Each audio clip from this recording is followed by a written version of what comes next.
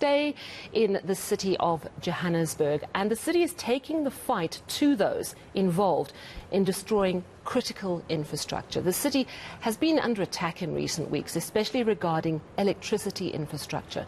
Criminals have even gone as far as killing substation security guards to steal cables. That happened last Thursday. 2 city power security guards murdered. And officials say security is going to be beefed up to deal with the attacks and the theft. Our reporter Manqoba Mchunu has been following the story all day, joins me in studio now. So Manqoba, just how bad is the attack on Joburg's infrastructure? Well, so we understand that the situation is quite bad at the moment. In fact, we do understand that there were 3 incidents in just the past week alone where security personnel from the city of Johannesburg, the city power, were actually attacked in those various incidents in the city by unknown men, armed men, and of course carrying high caliber rifles, we are told at this particular stage. And the first incident happened in Kaya Sands last week Wednesday, and this is where we understand that 2 security guards were attacked. And then a day later, it escalated, Sally, to the CBD. You recall that last week there was that scene of a fire that happened underground. And we understand that on Thursday, 2 of the security guards were also shot there. And actually they were killed by those criminals when they were trying to transport some of the copper cable that was burnt out from that scene. But on Friday again, there was another incident. This time it happened, we understand, in Sydney, just close to Houghton at the substation there. That particular substation was also attacked, and we understand that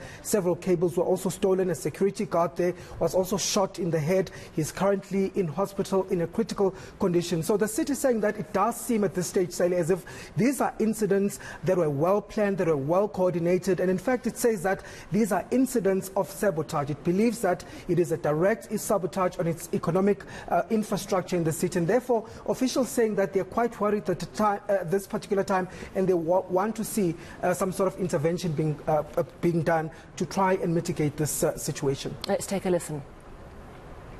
Our community has been without power for the past 3 days. You would understand that we've got businesses in the area that have been affected, and the members of the community general, they've been affected with this situation. By looking at the operation, I can say that there are possibilities that these people are coming from a well-organized kind of an activity. Yes, I can say that. I've engaged the MMC yesterday to say maybe we need to find a way of securing this mini substation, because it happens most of the time around this area. But just to maybe comment further in terms of this damages to infrastructure, you can look at the road. The road was totally collapsed. There's no more a way for the motorist here. So I can say if attention can be paid in this ward, most of these activities happen most of the time. Yeah, and as that ward council is explaining, it has a direct impact on people's quality of life. Never mind the fact that we seem to have these sabotaging gangs running rampant, but citizens are having to deal with the consequences of stolen... Indeed, Sally, and in this particular case we understand that the community of Matholisville, which is not just next to Roodepoort, has been without electricity for the past 3 days due to cable theft. And when we went there, Sally, the extent of the damage that was there is so magnificent, to such an extent that the substation itself, Matholisville substation, has been vandalized. Cables have been stolen inside it. But when you move again outside, just outside the station itself, there's also cables that have been stolen on the street itself. And just a few meters away from that, about 500 meters away, there's another cable that has been stolen there. So it tells you the extent of this attack, the extent of this crime that is happening. And the city is saying that they believe that these are organized crime gangs that are trying to take advantage of the situation. And of course they're quite concerned, Sally, about this, given that Johannesburg is in an economic hub of the country, and so many businesses are here. So it's not only the plight of load shedding, but it seems now this new trend of cables being stolen is also adding to that stress. And interesting, we're going to listen to the Mayoral Communications Director in just a moment, but the motive is an interesting thing. I mean, do city authorities think that they're dealing with motive of essentially theft and it's criminal gangs that are quite prepared to kill to get what they want? Or are they concerned that the motive may be destruction of infrastructure to create instability within the city? I mean, let's not forget what happened in July last year in KwaZulu-Natal and in Gauteng. What are people feeling and saying to you about that?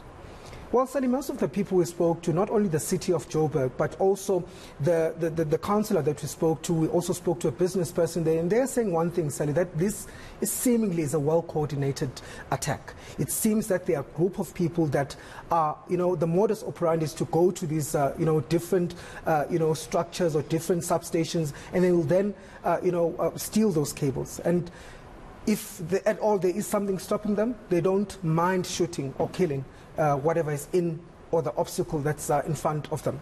So they are saying that, they're not ruling out entirely the issue that it could be political, given that we know that it is a new administration that is in the city, and they are saying from previous experience they've seen such incidents, occurring when a new administration had taken over.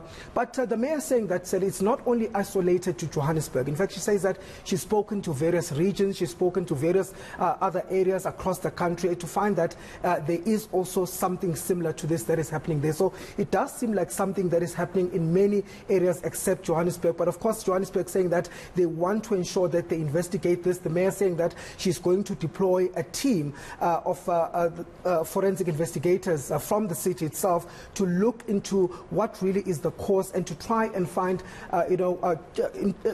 those criminals or those behind this crime. And the mayor saying also that the city cannot do it alone. They need the intervention of the president. They also need national structures to come on board, including the NPA. Yes, it's getting really serious. Let's just listen to the mayoral comms director now. Well, let me start by conveying my condolences on behalf of the mayor to the fallen security officers. Their deaths must not be in vain. So much so that this has shaken the mayor into action, because it cannot be that 2 people die and others are injured and our economic infrastructure is damaged without any action. Therefore, the mayor has directly taken charge of this matter by coordinating group forensic and investigative services within the city, as well as JMPD, to look into this matter. Because from our view, this is a coordinated sabotage of city infrastructure, not just infrastructure, economic infrastructure. With the damage of power infrastructure, it's difficult for us, now that we've come out of a state of disaster, to revive the economy of South Africa. Yeah, so as you say, they're going to probe the crimes, and hopefully we're going to hear more about what they're doing to actually beef up security. Thank you so much for bringing us such an important story. That's our reporter, Manqoba Mchunu.